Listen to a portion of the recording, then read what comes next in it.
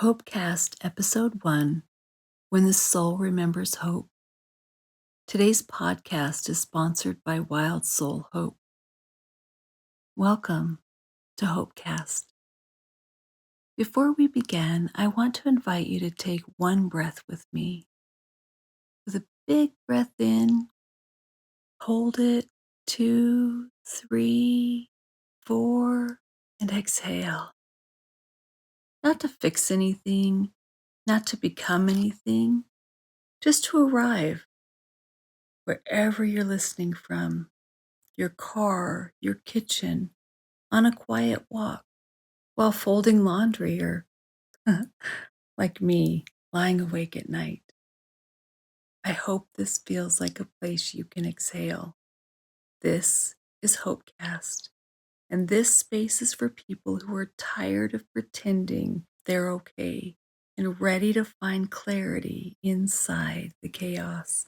Before we go any further, let me take a moment to introduce myself and the heart behind this podcast. I'm Sharon Lee, creator of Wild Soul Hope, the Hope Method, and author of When the Soul Remembers Hope, a book that depicts my personal experiences with trauma, loss, fragmentation, and burnout. I turn chaos into clarity using hope and unconditional love.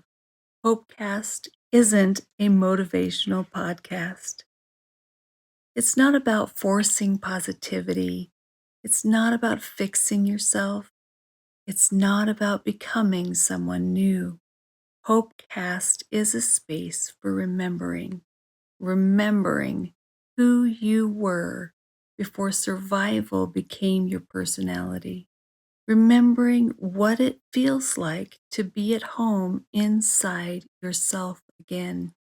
HOPECast isn't loud, it's not pushy, it's not here to hype you into being someone else. It's here to simply sit with you. And sometimes sitting is the bravest thing we can do. I want to start this first podcast by telling you why this podcast needed to happen and needed to exist. Not as a brand, not as content, not as a place. There are countless conversations about healing, mindset, and growth, but very few talk honestly about what happens after trauma, when the world expects you to be, quote unquote, fine again, and you're not. No one prepares you for the in-between, the space where you're functioning but not fully alive, where you survive the hardest chapters of your life but don't yet trust peace. That space is where I lived for a long time, capable, responsible, reliable, and quietly fragmented. Not yet broken, just fragmented. Pieces of myself frozen in moments no one saw, waiting, just waiting to be welcomed back. As you're listening right now, notice your jaw. Is it clenched? Soft? Holding? There's no right answer.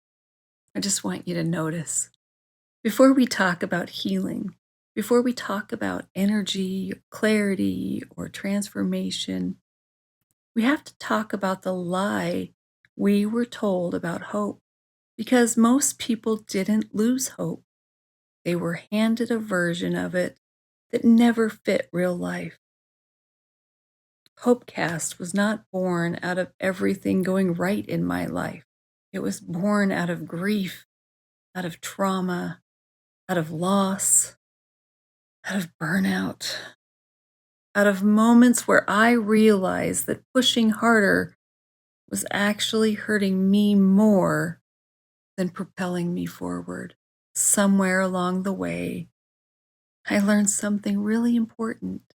Hope is not pretending things don't hurt. Hope is not forcing positivity. Hope is not slapping a smile on sorrow and calling it healing. Hope is learning how to walk with life even when it breaks your heart. I'm going to say that again. Hope is learning how to walk with life even when it breaks your own heart. And that's what this space is about. We're going to talk about unconditional love, real unconditional love, not the kind that asks you to disappear. We're going to talk about divine unions and soul aligned partnerships for those who still believe in love, even after loss. We're going to talk about grief, trauma, burnout, and exhaustion, and how to walk with them instead of trying to outrun them. This podcast is not about fixing yourself. It's about remembering yourself. I know this. I know this well because I tried to live inside that lie and it almost broke me. The lie about hope is this: that hope means staying positive no matter what, that it means smiling through pain, that it means being strong, resilient, grateful, even when your nervous system is screaming for rest. We were taught that if we were still hurting, we just weren't hoping hard enough. That version of hope doesn't heal, it silences. In my book, When the Soul Remembers Hope, I wrote, hope was never meant to be a mask. It was meant to be a refuge. This is where hope gets misunderstood and why so many people give up on it. We're repeatedly taught that hope means stay positive, don't dwell, be grateful. Everything happens for a reason. Trust the process. And when we can't do those things, we think we're the problem. But hope that requires denial is not hope. It's pressure. I live that dang pressure. I wore competence well. I showed up. I carried responsibility. I made it look super easy. And inside, I was exhausted from holding it all together. Hope didn't save me by making me more positive.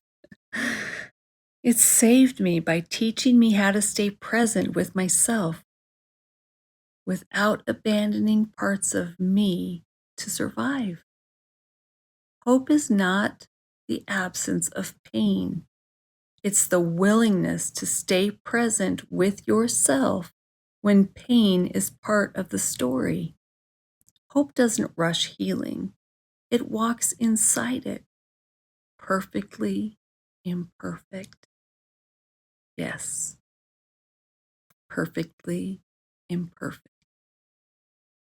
This consistent lie about hope teaches people to override their grief, to spiritualize their pain instead of tending to it.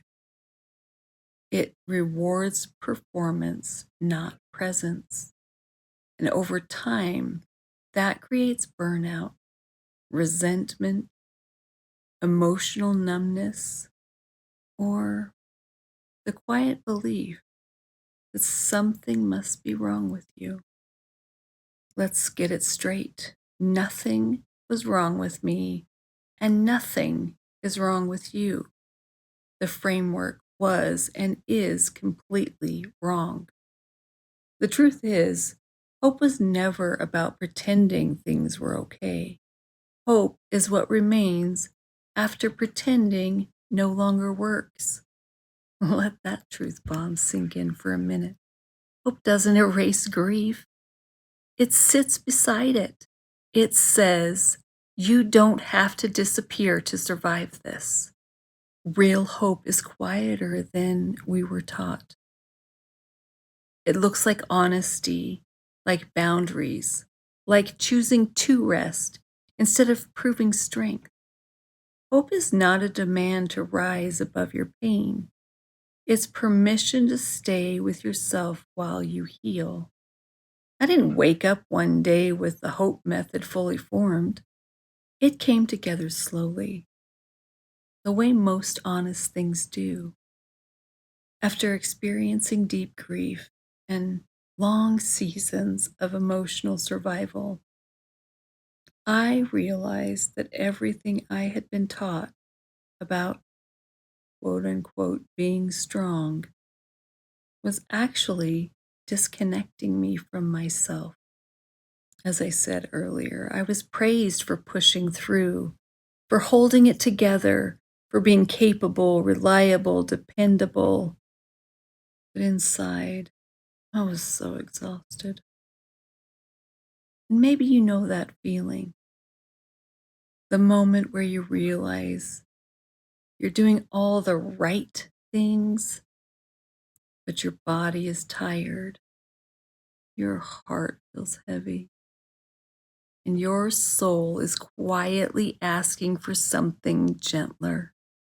I reached a point where I had to ask myself a different question. Not, how do I get through this? But, how do I walk with this without losing myself? That's where hope began. Not as a concept, not as a slogan, but as a lived practice. Hope stands for Harness Optimal Positive Energy. And I want to be clear about something right away. Positive does not mean fake. It does not mean cheerful. It does not mean denying pain. Positive in this context means truthful, life supporting, and aligned. Sometimes the most positive thing we can do is rest or grieve or set a boundary or stop forcing something that isn't ready. And that realization changed everything for me. That's when I started to write. But once things in me settled and patterns changed, I put down my pen and waited for the next round. Over the course of 20 years, I raised my pen like a sword only to quietly put it down and wait.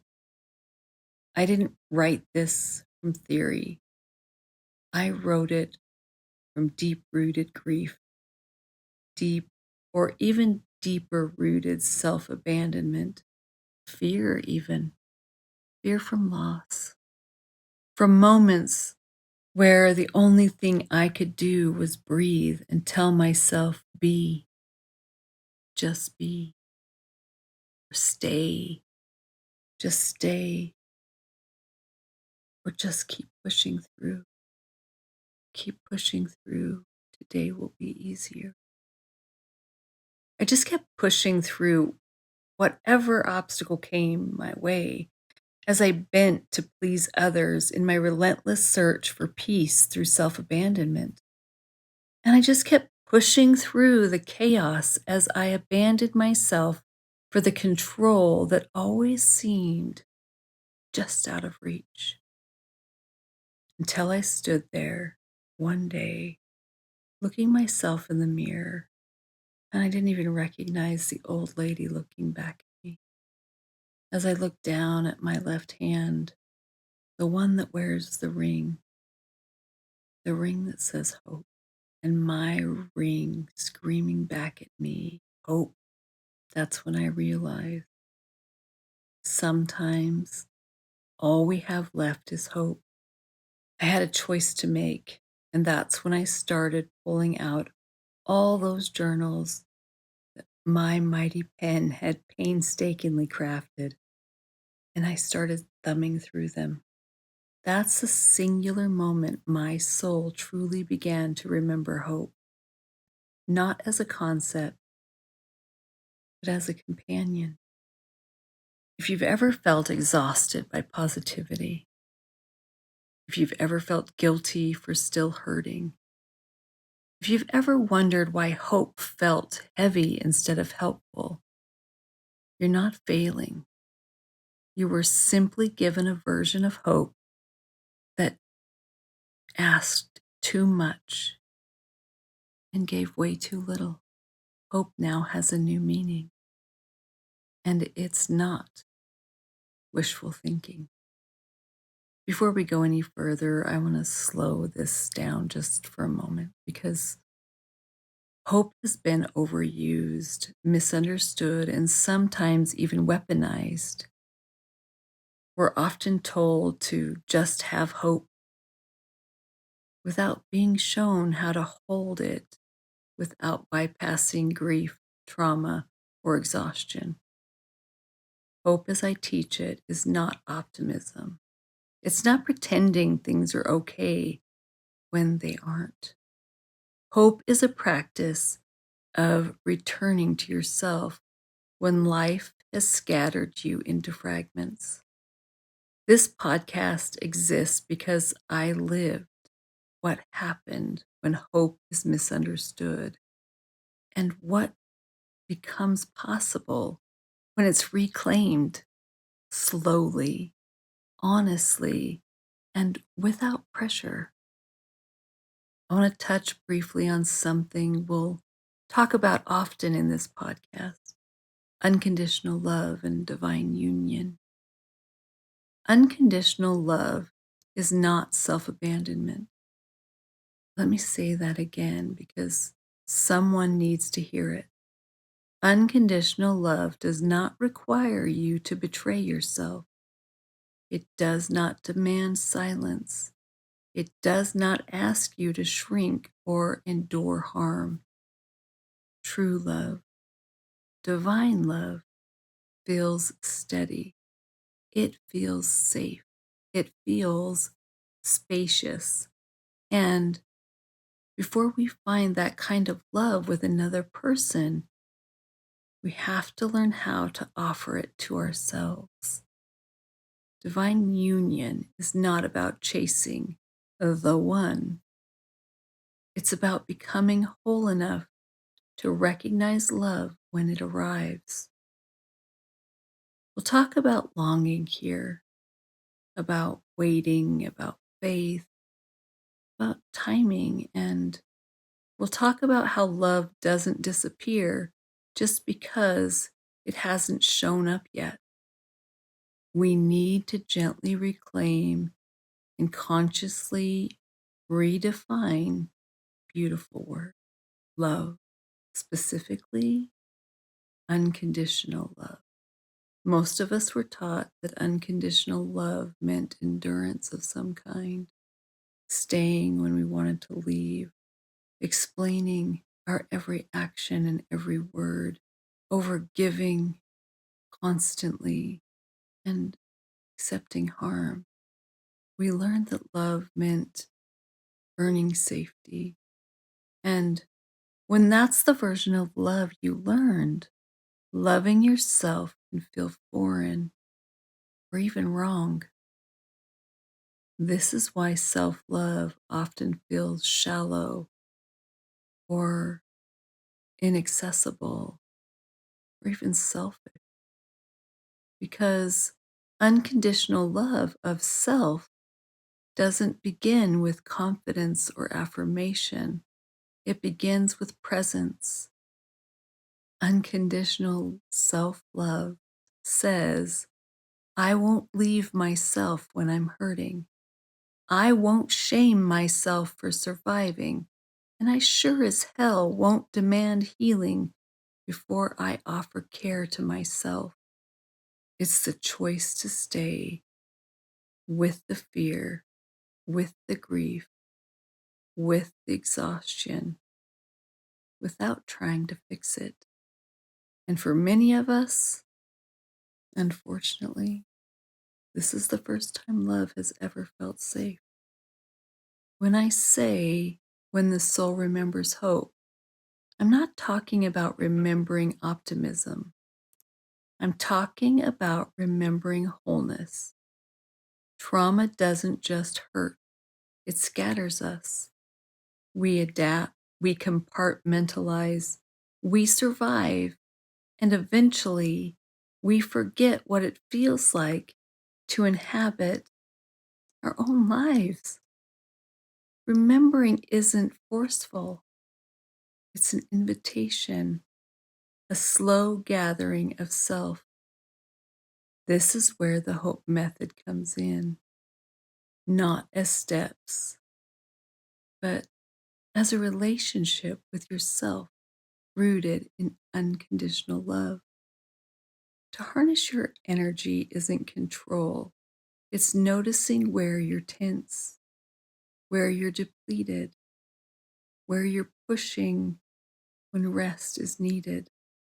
Optimal asks, what is the least harmful choice I can make for myself today? Not perfect, not impressive, just kind. Positive doesn't mean happy, it means life giving. Sometimes the most positive choice is honesty, or rest, or even distance. Energy is what you spend to exist. Hope teaches us how to stop bleeding energy just to keep the peace. Every part of hope is an act of unconditional self-love in motion. If you're listening to this while driving, folding laundry, or sitting quietly with a cup of coffee, I want to offer you something simple. Not homework, not transformation, just an invitation. Take a moment and notice where your body feels most steady right now. It might be your feet, your hands, your breath, or simply the fact that you're still listening. Hope begins there, not in fixing, not in forcing, but in gathering yourself back into the present moment with compassion. Throughout this podcast, you'll hear me return to this idea again and again. Clarity comes from presence, not pressure. If you're listening and thinking, I should be further along, I don't know who I am anymore, or I'm tired of being strong, you're not alone. We all feel that way sometimes. And in my book, When the Soul Remembers Hope, I wrote from a place of grief, rebuilding and remembering who I was beneath everything I had survived. And I created this space for you. You are not failing at healing, you are integrating. And integration takes time. Let's talk about the meaning of harness. What does it actually mean? Because this is where HOPECast lives. Most of us were taught to push our way through life, push through grief, push through exhaustion, push through heartbreak, push through uncertainty. Pushing costs energy. Harnessing, though, is different. Harnessing means you pause long enough to notice, what am I carrying? What am I resisting? What am I forcing because I'm afraid to wait? I'm afraid I might miss out. Harnessing optimal positive energy means choosing what is optimal for you in this moment, not what's familiar, not what earns approval, not what looks strong from the outside. Sometimes optimal looks like courage. Sometimes it looks like surrender. Sometimes it looks like choosing yourself without explanation. Hope doesn't ask you to be better, just asks you to be honest. And honesty has an energy to it. Truth has a frequency. So does grief. So does love. When we stop fighting our inner experience, something interesting happens. We conserve energy instead of leaking it. And from that place, clarity begins to rise, not overnight, not dramatically, but steadily. Oh, it's a lot to think about, and even I need a minute. So let's slow us down just a little bit. Place one hand somewhere grounding on your heart, your leg, or even the steering wheel, and ask yourself gently, where am I abandoning myself to survive? Whatever comes up, that awareness is love. The hope method begins where the lie ends, not with forcing change, but with harnessing the scattered pieces of yourself and bringing them back gently. That's where we'll begin next. When the soul remembers hope, it doesn't return all at once. It comes back in pieces, a breath here, a boundary there, a quiet knowing that you are still here. You don't need to understand everything yet. You don't need to agree with everything I've said. You're not here to be fixed.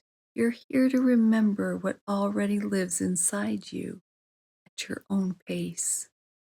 In the next episode, we'll begin with the first pillar of the Hope Method, harness, what it means to gently gather your energy back after grief, trauma, and burnout. Until then, let this be enough for today. You're not behind, you're not broken, and hope is not asking anything from you except honesty. I want to leave you with a few gentle reflections today. Not homework, just invitations. You don't have to answer these right now. Just let them sit with you. Where in your life are you pushing when you might be invited to harness instead? What would it feel like to walk with what you're carrying instead of trying to outrun it all the time? What does hope feel like in your body? Not as an idea, but as a sensation. And maybe the most important question of all, what if you're not behind? What if you're not broken? What if your soul is simply remembering what matters? Thank you for spending this time with me on HopeCast. If something stirred in you today, be gentle with yourself. Awareness is not a command, it's an opening. You don't need to change everything after one conversation. You're allowed to unfold slowly. If you want to keep walking together, you're always welcome back here. You don't need to do anything after this episode. Like I said earlier, no homework, no fixing. Just notice what stirred. At its heart, HopeCast is a practice in unconditional love of self, one honest conversation at a time. Because when the soul remembers hope, clarity follows. Next time, like I said, we'll talk about what it means to harness energy after trauma using unconditional love and how to stop leaking it and how to reclaim it gently. Until then, please be patient with yourself. You're not behind, you're remembering. And sometimes all we have left is hope. And sometimes that has to be enough for now. Not the kind that demands strength, but the kind that allows rest. Hopecast is a place for truth, tenderness, and steady hope. So until next time, love, remember this. Hope isn't something you force, it's something you allow. Talk soon.